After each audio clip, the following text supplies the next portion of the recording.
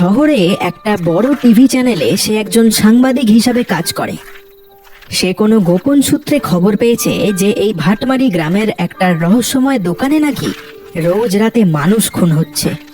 কোথায় হচ্ছে আর কে বা কারা এটা করছে সেসব কিছুই জানা নেই তার। এত বড় একটা সুযোগ সে হাতছাড়া করতে চায় না, তাই আসল রহস্যের পর্দা ফাঁস করতে বেরিয়ে পড়েছে সে। একবার যদি পাকাপোক্ত প্রমাণের সাথে খবরটা অফিসে বসের কানে তুলতে পারি, তাহলে আমার প্রমোশনটা আর কেউ আটকাতে পারবে না। আমার এই খবর চ্যানেলে ব্রেকিং নিউজ হবে। দুপুরে খেয়ে দিয়ে সে এই গ্রামের উদ্দেশ্যেই বেরিয়েছিল, কিন্তু এই ভাটমারি এসে পৌঁছাতে তার বেশ অনেকখানি সময় লেগেছে। এতক্ষণ পরে তার একটু হলেও এবার পেটটা ডাকতে শুরু করেছে। এই রে, এই রাতে খাবার জন্য তো কিছুই নিয়ে আসেনি। এই ভেবেছিলাম এখানে এসে কোনো হোটেলে খেয়ে নেব, এই কিন্তু কোনো দোকানপালা যে চোখে পড়ছে না। আমারই ভুল। এই গণ্ডগ্রামে কি আর এত রাতে খাবার পাওয়া যায়? আমার ব্যাপারটা আগে ভেবে দেখা উচিত ছিল, কিন্তু আর কি করা যাবে। সারা রাতটা এবার দেখছি এই জল খেয়েই কাটাতে হবে। হঠাৎ দীপ যেন কিছু একটা দেখতে পেয়ে থমকে দাঁড়ালো। আরে আরে, ওটা তো কোনো দোকান বলে মনে হচ্ছে। এ কি ব্যাপার? গ্রামের সব দোকান তো বন্ধ, অথচ অথচ এই দোকানটা এখনো খোলা। যাই তো, গিয়ে দেখি একবার। কথা মতো সে দোকানের সামনে গিয়ে দাঁড়ালো। দোকানের ওপর একটা বোর্ডে লেখা আছে শিবেনের চপের দোকান। টাকমাথা একটা লোক বসে বসে আপন মনে চপ ভেজেই চলেছে। চপের তীব্র গন্ধ দীপের নাকে গিয়ে পৌঁছানো মাত্রই তার খিদেটা এবার যেন 5 গুণ বেড়ে গেল। এই তো বেশ ভালোই হলো, আগে খেয়ে নি, তারপর বরং কাজের কথা ভাববো। কিন্তু এত রাতে কোনো চপের দোকান খোলা থাকে বলে আমি তো জানতাম না। যাকে, আমার তো খাওয়া নিয়ে কথা। বলছি, আপনার এখানে ভালো কি পাওয়া যাবে একটু বলবেন? লোকটা এতক্ষণ পর তার দিকে তাকালো, তারপর বলল, আমার এখানে সব চপে একদম একদম এই মন মুগ্ধ করা বাবু। খেতে খেতে নিজের আঙুলটাই কামড়ে ফেলবেন। তবে সবচেয়ে বিখ্যাত আমার এই এই মাংসের চপ। ওই যাকে বলে আর কি এই স্পেশাল চপ। হ্যাঁ, তা দেবো নাকি কটা মাংসের চপ? হ্যাঁ, খেয়ে একেবারে চোখ বুজে ফেলবেন। আচ্ছা বেশ, তা দাও দেখি তোমার স্পেশাল মাংসের চপ। কিন্তু মাংসটা যেন টাটকা হয়। এই বাসি পচা খাওয়ালে কিন্তু পয়সা দেব না, তার সাথে সাথে তোমার দোকানটাও এক্সপোজ করে দেবো একদম। আমি কিন্তু একজন সাংবাদিক, এই আগেই বলে দিলাম। অন্য কোনো লোক হলে হয়তো এতক্ষণে তার সাথে কথা কাটাকাটি শুরু করে দিত, কিন্তু এই লোকটা শুধু একগাল হেসে তাকে বলল, আরে দাদা বাবু, আপনি একদম চিন্তা করবেন না, একেবারে টাটকা মাংস। এই একটু আগেই তো কাটলাম বেটাকে, খেয়েই দেখুন না, প্রাণ একেবারে জুড়িয়ে যাবে। আর আপনাকে দেখেই বুঝেছি ওই সাংবাদিক কিছু একটা হবেন। কত এরম আপনার মতো এসে আমার দোকানে চপ খেয়ে চোখ বুজে ফেললো। হ্যাঁ, যান ভিতরে গিয়ে বসুন, আমি গরম গরম চপ নিয়ে যাচ্ছি। লোকটার কথা শুনে দীপ কি বলবে কিছুই বুঝতে পারল না। কেমন যেন হেয়ালি করে কথা বলে লোকটা। প্রচুর খিদে পেয়েছে তার, এখন মাথা ঠিক নেই একদম। বেশি না ভেবে লোকটার কথা মতো সে হেঁটে চলে গেল দোকানের ভিতরে। স্যাঁতস্যাঁতে একটা ঘরের মতো জায়গা, গোটা জায়গাটা ফাঁকা। শুধুমাত্র একটা টেবিল আর কটা চেয়ার পাতা আছে এক কোণে। দীপ একটু অবাক হলো, গোটা হোটেলটায় এই কটা মাত্র বসার জায়গা। লোকজন কি তাহলে সেরম আসে না এখানে? তার মানে লোকটা নির্ঘাত গুলচপ দিয়েছে তাকে দেখে। এর দোকানের চপ হয়তো খেতে এতটাই বাজে যে কেউ এখানে আসতেই চায় না, তাই হয়তো এত রাত অব্দি দোকান খোলা রেখেছে। ঠিক আছে, আমিও মজা দেখাবো, খেয়ে দেখি কেমন খেতে, তারপর দেখছি একে। চড়বড় শব্দ করে লোকটা যেন গরম তেলের মধ্যে কত কিছুই না ভেজে চলেছে। গন্ধ ছড়িয়েছে বেশ ভালোই। একেবারে জিভে জল চলে আসবে। লোকটা যে খাসা রাঁধুনি সেটা বোঝাই যায়, তবে খেতে কতটা ভালো হবে সেই নিয়ে সন্দেহ আছে দীপের মনের মধ্যে। এসব কথা সে মনে মনে ভাবছিল, এমন সময় তার পিঠে একটা ঠান্ডা বরফ হাত এসে পড়ল। দীপ চমকে দেখল শিবেন রহস্যময় ভাবে চপ নিয়ে দাঁড়িয়ে রয়েছে তার পিছনে। বাবু, এই নেন আপনার মাংসের চপ, খেয়ে দেখেন কেমন হয়েছে। আপনার জন্য ওই স্পেশাল করে তৈরি করেছি। আরে এই যে মশাই, আপনি কি পাগল নাকি? হ্যাঁ, সামনের দরজা ছেড়ে এরম ভাবে পিছন দিক থেকে এসে আমাকে ডাকার মানেটা কি বলতে পারবেন আপনি? আরে দাদা বাবু, আপনি চটবেন নিকো। আরে আপনার চপটা স্পেশাল করে করার জন্য এই আমাকে দোকানের পিছন দিকে তো যেতেই হতো, না হলে যে আসল স্বাদটাই পেতেন না, এই তাই আর কি। দীপের এবার মাথাটা প্রচন্ড ভাবে গরম হতে শুরু করলো। একে খিদে পেয়েছে, তার ওপর এই লোকটা যেন তার সাথে মশকরা করতে শুরু করেছে। রাগে গস গস করতে করতে সে জোরে একটা কামড় বসালো চপের ওপর। চপের টুকরো মুখের মধ্যে যেতেই যেন সব রাগ একেবারে গলে জল হয়ে গেল। বড় বড় করে আরো কয়েকবার কামড় বসিয়ে তারপর দীপ বলল, কি করেছেন মশাই? এরম চপ তো আমি বাপের জন্মে খাইনি গো। এ আমাদের শহরের চেয়ে এই লাখ গুণ বেশি স্বাদ এই চপের। জীবনে এই প্রথমবার এরম চপ খেলাম মশাই। কি বলবো আপনাকে, কি যে স্বাদ লাগলো আমার, উফ।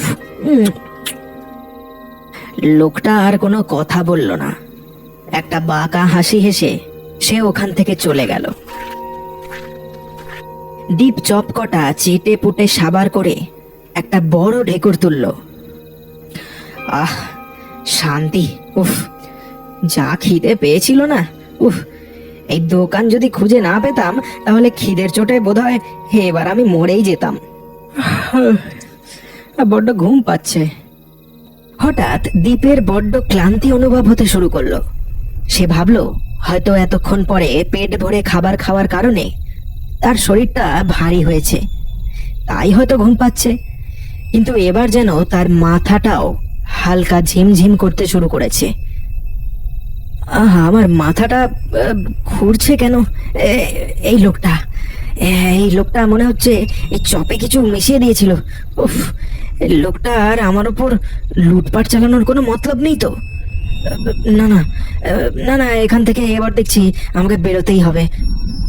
কথাটা বলে সে উঠে দাঁড়ানো মাত্রই তার চোখ গিয়ে পড়ল দোকানের ঠিক পিছনের একটা জায়গায়। মাটির মধ্যে একটা লোহার দরজা মতো করা আছে। তার সন্দেহ হলো, এরম দরজা, তাহলে কি এটা কোনো চোরাকুঠুরি? এ কি আশ্চর্য, দোকানের মধ্যে এই সাংঘাতিক জিনিস। যাই যাই, ওটা খোলার চেষ্টা করি দেখি।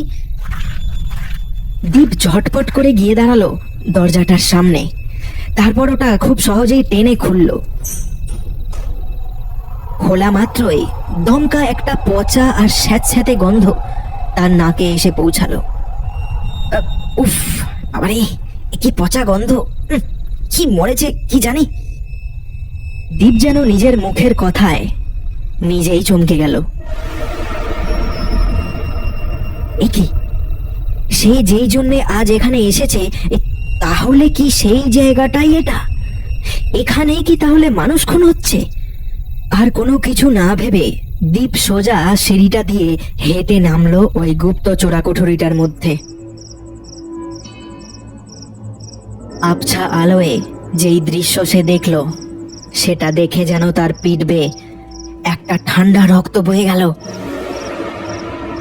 চারিদিকে শুধু মানুষের কঙ্কাল পড়ে আছে, সামনে একটা আধ খাওয়া মানুষের লাশও পড়ে। দেখে মনে হচ্ছে এক্ষুনি যেন তাকে কেউ কুপিয়ে মেরেছে। কি সাংঘাতিক!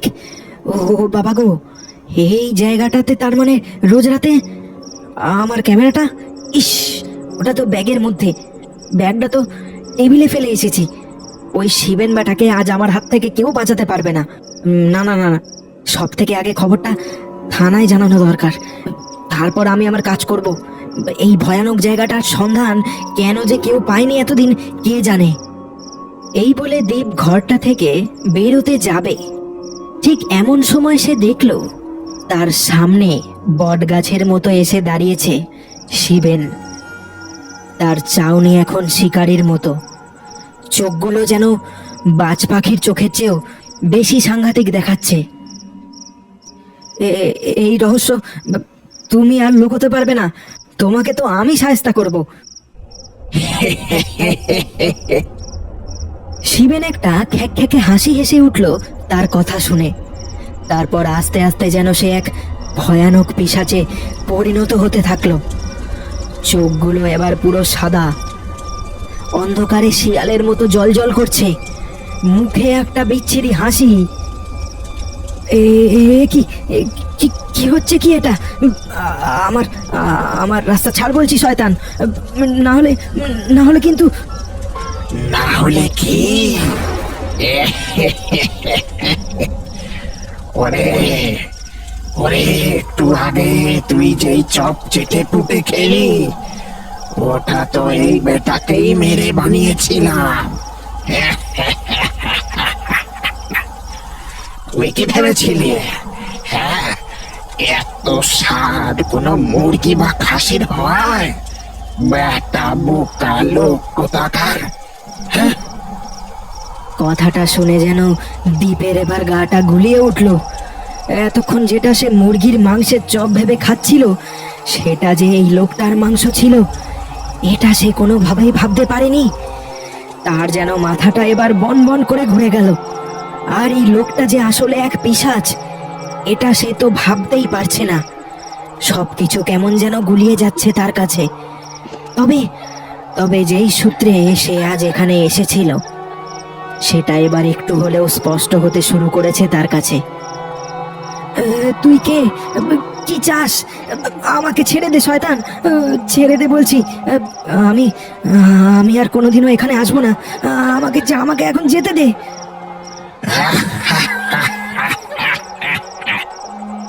তুই যা বলছিলি থানায় যাবি, এবার যা দেখে কেমন যেতে পারিস। আমি রোজ রাতে এই দোকান খুলে বসি, যাতে আমি জ্যান্ত মানুষ ধরতে পারি।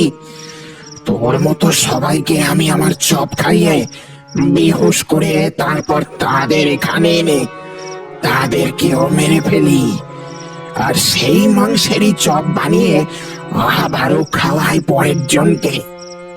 এই গ্রামের সব লোকজনকে আমি আস্তে আস্তে এভাবেই মেরে ফেলবো। অনেক পুরনো হিসাব যে বাকি আছে এই গ্রামে। তবে আশ্চর্য একটাই, তুই বেটা অতগুলো চপ সাঁটিয়ে অজ্ঞান কেন হলি না? তুই যে দেখছি জ্যান্ত রাক্ষস একটা, তোর দম আছে দেখছি। তোকে মেরে বেশ অনেকগুলো চপ তৈরি করতে পারবো আমি, আর তোর মাংসের বানানো চপের স্বাদ আরো বেশি হবে। এই বলে শিবেন এবার তার দিকে লম্বা লম্বা হাত বাড়িয়ে এগোতে শুরু করলো। আমার দিকে এগোবি না, সরে যা বলছি।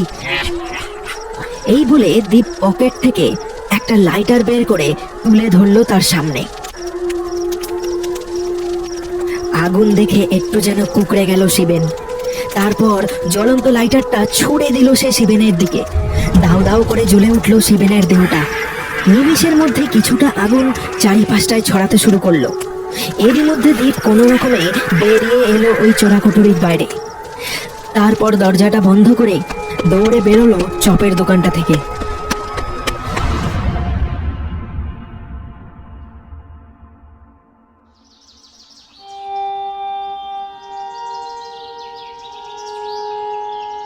পরের দিন সকালে সে দেখল সে কোনো মাঠের ওপর পড়ে আছে। তাকে ওখানে ওভাবে পড়ে থাকতে দেখে এক বৃদ্ধ তাকে জিজ্ঞেস করলো, তা বাবা, দেখে তো ভালো ঘরের মনে হচ্ছে, এভাবে নেশা করে এখানে পড়ে আছো যে, কি ব্যাপার? এরপর দীপ ওই লোকটাকে সব ঘটনা খুলে বলল। সব শুনে লোকটা বেশ ভয়ের সাথে বলল, কি বলছো কি? আমাদের এই গ্রামে ওই শিবেনের কালো ছায়া পড়লো? তাই তো ভাবি, এই হঠাৎ কদিন ধরেই কি শুরু হলো এই গ্রামে। এই ভাটমারি গ্রামের প্রায় অনেক লোকই নিখোঁজ হয়েছে এই কদিনে। এবার বুঝতে পারছি তার মূল কারণ। ওই শিবেনকে এই ভাটমারি থেকে আজ প্রায় 25 বছর আগে তাড়ানো হয়েছিল। এ বেটা হাড়ে বজ্জাত লোক ছিল। এই গ্রামের নাম করা ভাড়াটে গুন্ডা ছিল ওই শিবেন বেটা। আর সেটা অবশ্য খুব কম জনই জানতো। টাকা নিয়ে মানুষ মারতো রাতে, আর তারপর তারপর সেই লাশগুলো দোকানেরই কোনো গুপ্ত চোরাকুঠুরির মধ্যে পুঁতে দিত। আর দিনের বেলায় ভেজা পেরালের মতো চপের দোকান খুলে বসতো। আরো না জানি লোকটা কত অত্যাচার করেছিল এই নিরীহ মানুষের ওপর। তারপর সবাই মিলে একদিন ঠিক করা হলো যে ওকে এই গ্রাম থেকে তাড়ানো হবে। তাই করা হলো একদিন। তার পরিবার বলতে কেউই ছিল না, লোকটা একাই থাকতো। তারপর বহুদিন কেটে গেল। একদিন হঠাৎ এই লোকের মুখে শোনা গেল শিবেন নাকি মারা গেছে। তার পচা মৃতদেহটা নাকি এই এই এই গ্রামের কিছু লোক ওই পূব দিকের খালের পাড়ে পড়ে থাকতে দেখেছিল। এই অবশ্য তার কোনো প্রমাণ পাওয়া যায়নি আজ অব্দি। তবে বাবা, তুমি যা শোনালে এবার না চাইতেও যে বিশ্বাস করতে হবে দেখছি। খুব তাড়াতাড়ি একটা ওঝা ডেকে এই সমস্যার সমাধান করতে হবে, না হলে বড় বিপদে পড়বে এই গ্রামের মানুষ। দীপ কোনো কথা বলল না, হাঁ করে বোবার মতো সব কিছু শুনে গেল। সে বুঝল যে কাল রাতের ওই দোকানটা শুধুমাত্র মরুভূমিতে দেখতে পাওয়া এক মরীচিকার মতো তার সামনে এসেছিল। আসলে যে দোকানটা কবেই বন্ধ হয়ে গেছে সেটা ঠিক মনেও করা যায় না এখন।